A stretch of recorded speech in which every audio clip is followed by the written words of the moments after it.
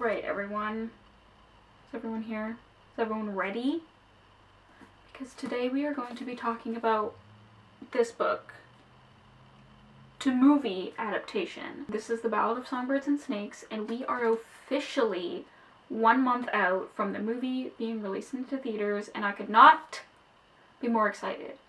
However, I'm still seeing some questions sprinkled on the internet here and there, and just questions about this book and what the movie is going to entail in general, and I kind of just wanted to answer them as someone who has read this book twice and plans on reading it numerous amounts of times after.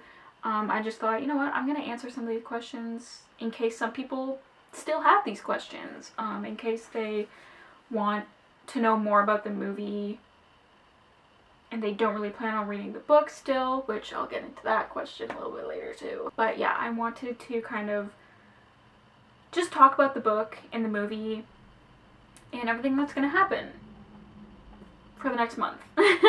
So I have broken down the questions kind of into 3 sections of kind of general questions that I've seen on the internet in like comment sections of edits or of the trailer or anything like that. And the second chunk of questions are not necessarily questions that I've seen on the internet, but I think that they're questions that should be answered, so I'm going to answer those. And then I'm going to answer some questions that I asked some of you guys to ask. And yeah, so I am going to stop talking because this intro is already like 3 minutes long, and we are going to get into the questions. So the first question, I think, is probably the most asked question about this movie / book, and it is, what is it?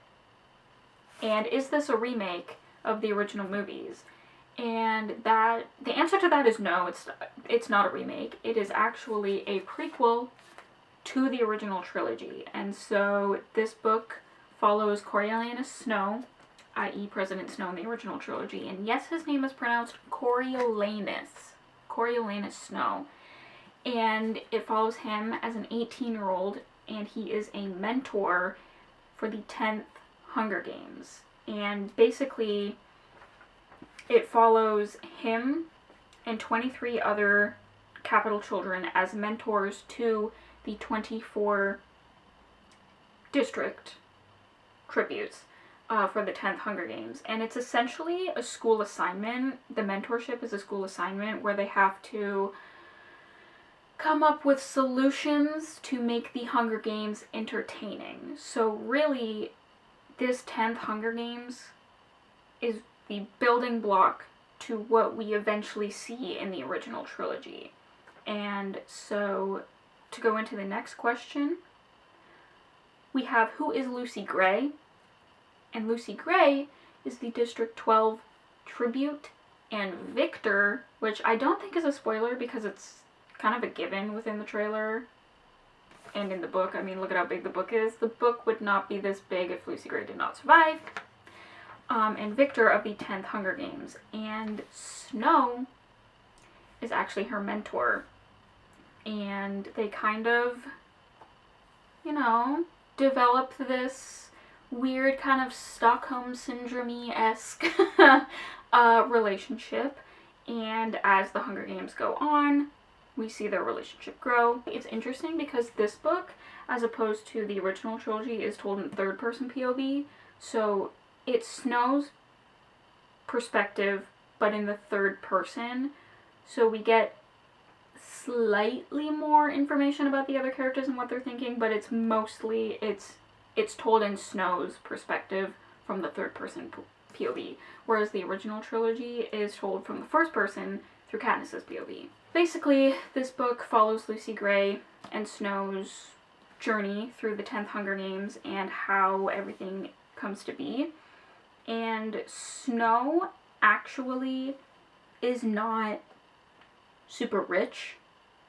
He's obviously better off than, like, say, the tributes, but he's not the pinnacle of who he is like we see in the original trilogy. He is, after the war, he loses both of his parents, and he just lives with his grandma, and his cousin Tigress, who Tigress and Snow are the only two people from the original trilogy who are in the movie and the book. Which leads me to the third question of the general questions, and that is, where is Katniss?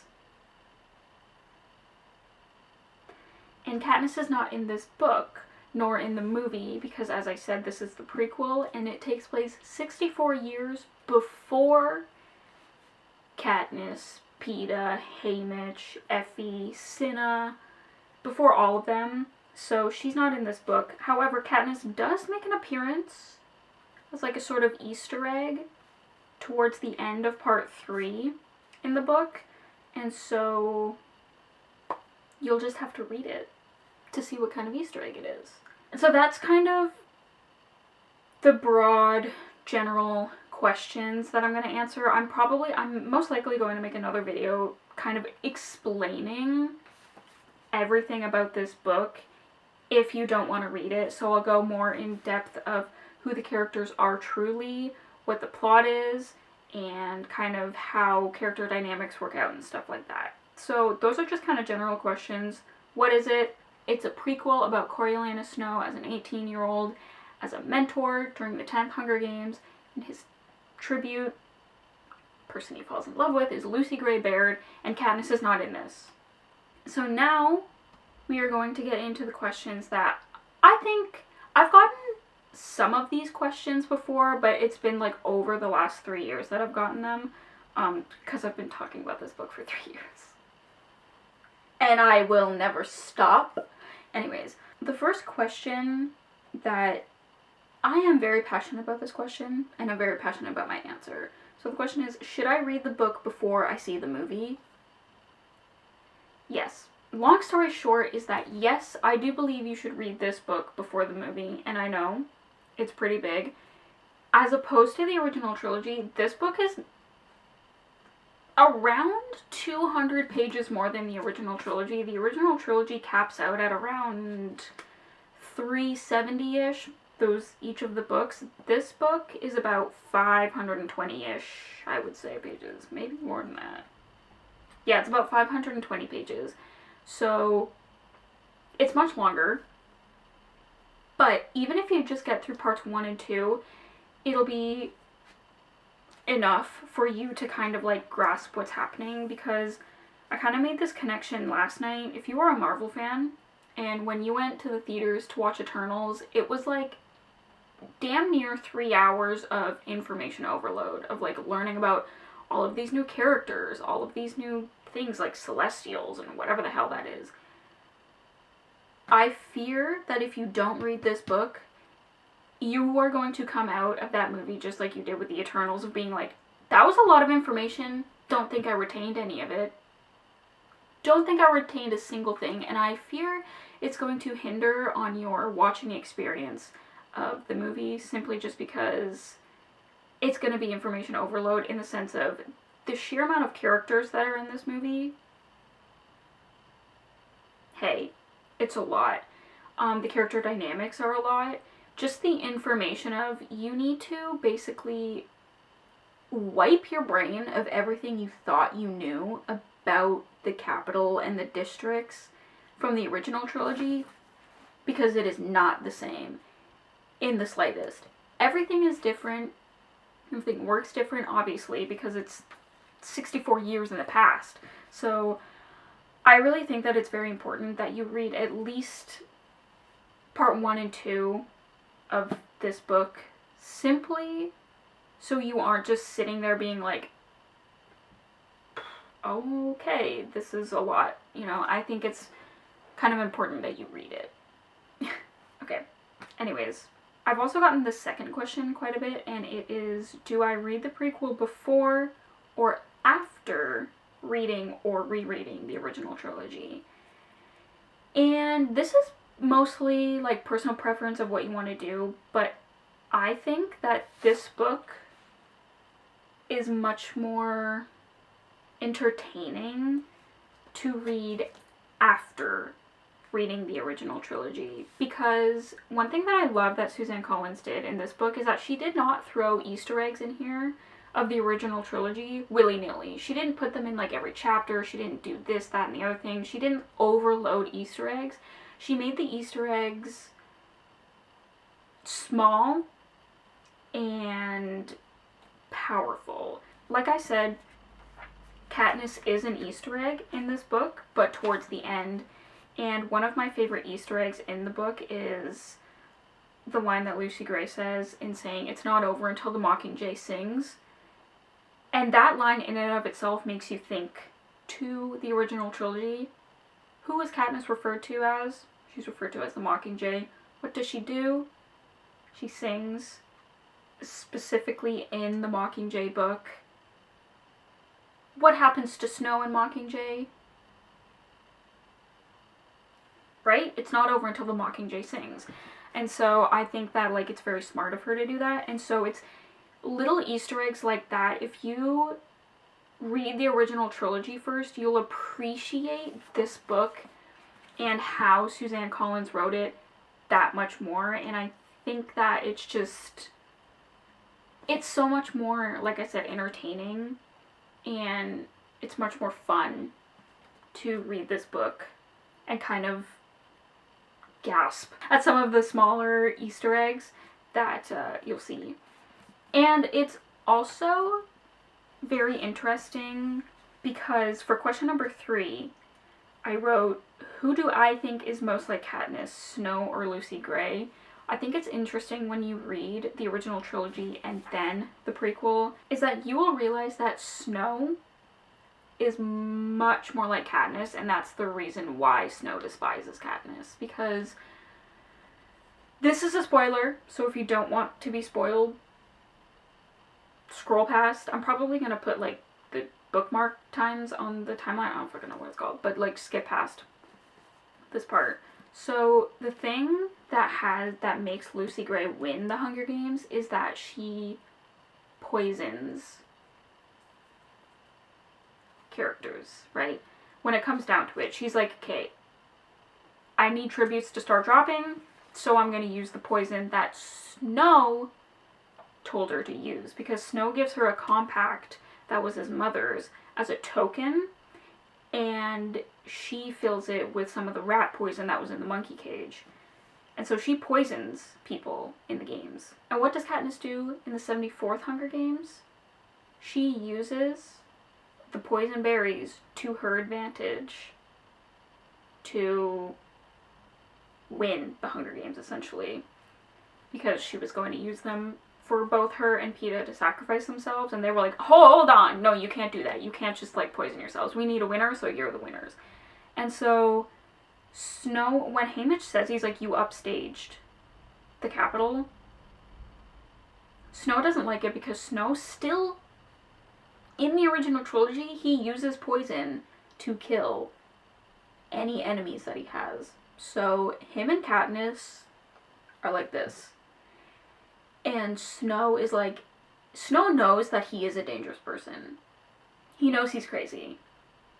So he sees Katniss as a dangerous person as well. He thinks Katniss is too smart, she's too cunning, he's too alike like her, and so that is why Katniss and Snow are two sides of the same coin, okay?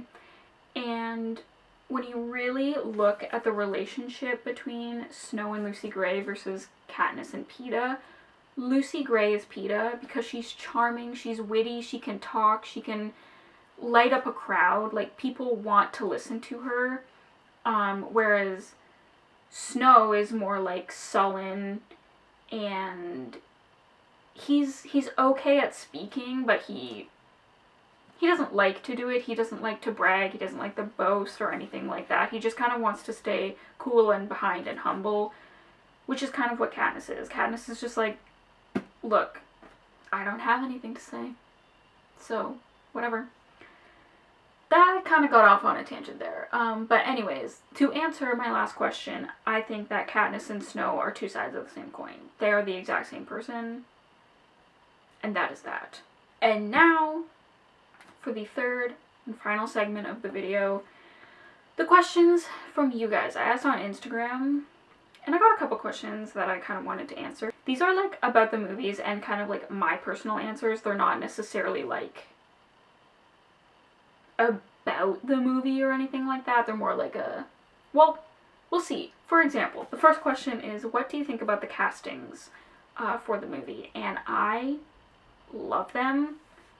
Rachel as Lucy Gray is perfect. I feel like what a lot of people fail to realize is that Rachel Zegler is a singer. She's a performer. She's a triple threat, okay? She can do anything and everything. And that is why Rachel was chosen to be Lucy Gray. Because Lucy Gray sings. She's a performer. She's a singer. She sings a lot in the book. She's actually the person that writes The Hanging Tree. She wrote The Hanging Tree. So there's that.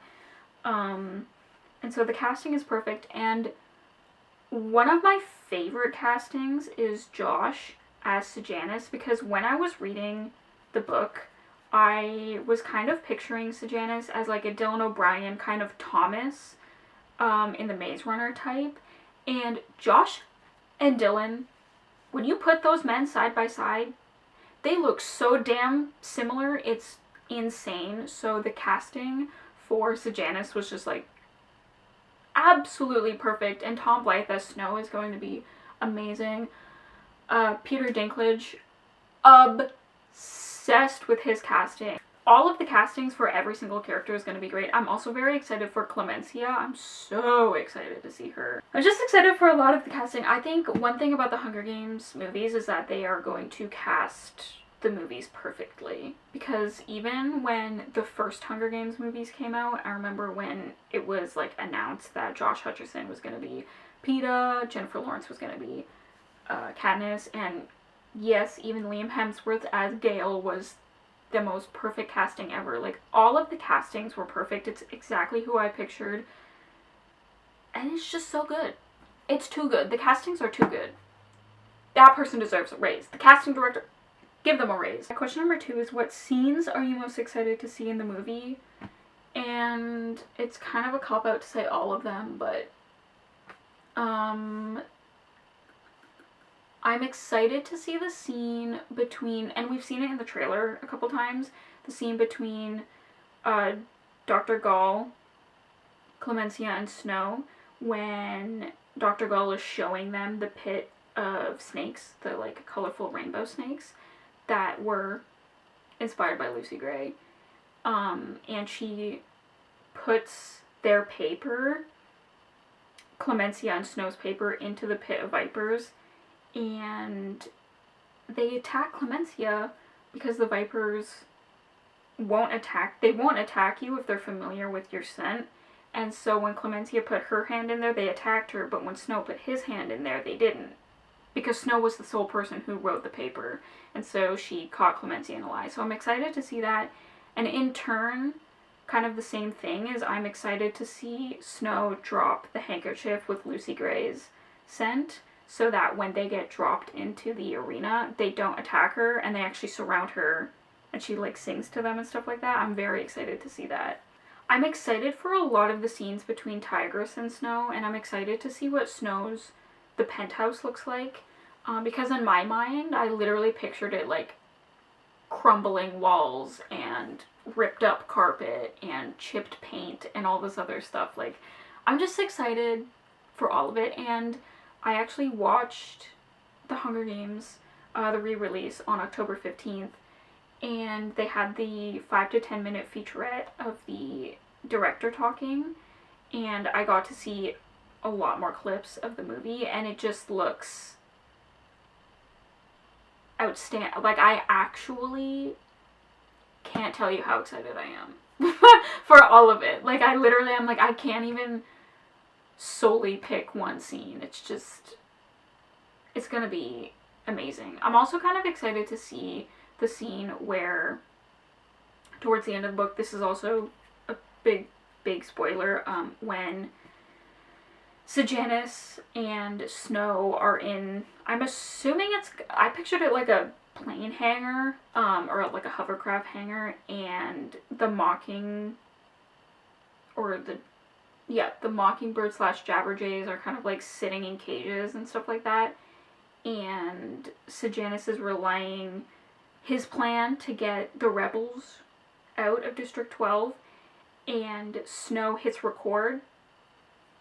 And so the birds start recording Sejanus, and then Sejanus is... I'm not excited to see that one, but I'm excited to see kind of like the build-up of that scene and like what the music is going to sound like and everything like that. Oh my god, I'm really, really excited. That's another thing that I'm super excited for, is to hear the music. And I'm so curious to know what artists are going to be on the soundtrack. I want Lorde back. I want the Lumineers. I want Imagine Dragons. I want Coldplay. I want Taylor Swift. I can't. Music in media is super important to me. Anyways. Question number 3 is, did my perspective change on Snow because of the book? And I wouldn't say it changed because, you know, we are meant... I think Suzanne Collins was very smart in the sense of, like, she wanted us to start to sympathize with him as a character, but Suzanne Collins was very smart in the sense of writing him as a potentially caring person. He would say something caring, and then in the next sentence he would say something just like so disturbingly wrong, and you're like, there he is. There he is. But one thing that I did kind of enjoy about in reading his perspective in the book is that he, in his mind, he would think kind of like someone would be talking, and then he would just kind of think like, oh my god, you're the stupidest person I've ever had a conversation with. Why am I talking to you right now? Oh my god. And I thought that that was hilarious because it was so blunt and to the point. And that's another thing of like him being just like Katniss. Like, Katniss kind of thinks everyone around her is stupid. And that's kind of what Snow also thinks. He's like, it's not that he thinks he's the smartest one in the room per se. It's just like, he's like, he knows when he needs to speak and when it's relevant to speak. And he thinks that it's kind of pointless to think otherwise. And so he's kind of funny in that way. But, and then of course towards the end of the book when he goes literally crazy, I wouldn't say that my perspective changed or that I really sympathized with him. I never sympathized with him when I was reading the book, but he's very entertaining in the book. Suzanne Collins did a very good job at making him an entertaining character, and that's where I'll leave that. And finally, the last question, what are my thoughts on Lucy Gray and Snow's relationship and their development? Like I said earlier on in the video, they have kind of this like Stockholm Syndrome-esque relationship in the sense of like, Snow feels he has this ownership over her, and he's like, he literally says some really weird off-putting shit where he's like, she's literally mine and I have to do everything I can to like protect her because who else is ever gonna do that? No one can protect her but me. And Lucy is like also thinking, because Lucy's also very cunning and she's also very smart, she's like, look, he's literally the only person right now that can keep me alive. So I'm just gonna go along with whatever the fuck he says. And that's what she does. But by the time we get to part 3 of the book, where Snow is in District 12 and he's finding Lucy and stuff like that, the dynamic in the relationship has kind of changed because it's now Lucy who kind of has more power over the relationship in the sense that she is from District 12 and he's not, and he's kind of following her around like a lost puppy dog. And the development is very interesting because as soon as Snow steps foot in District 12, he's like, I don't like it. I don't like this. And he doesn't like who... He falls in love with Lucy in the capital, but he doesn't like who she is when they're in District 12 because she's free. And he's like, no, you're mine, right? And so it's a very, very interesting relationship. I've said this in a comment on one of my trailer reaction videos of like, I don't ship them, but when I think about them, it's kind of like in a toxic Halsey song way. That's the only way that I can describe their relationship, is that it's like a Stockholm Syndrome toxic Halsey song. And it's like, it's hard, it's very difficult not to root for them in a way. Like, you want so badly in your heart for Lucy Gray to change Snow, but it's like, at the end of the day, you know what Snow is? He's just a man. And what are men gonna do? Be disappointing. And that is going to be all of the questions that I have to answer for this book and for the movie. And I'm very, very excited. We have 1 month to go, and it's all just super, super exciting. And yeah, I'm probably going to be making, like I said, a few more videos on this book, and I'm going to go more into, again, like, go into depth about characters, about plots, about character dynamics, about everything that I physically and mentally can about this book before the movie comes out. And I hope you guys are excited. I know you guys are excited if you're watching this video. And that's about all I have to say.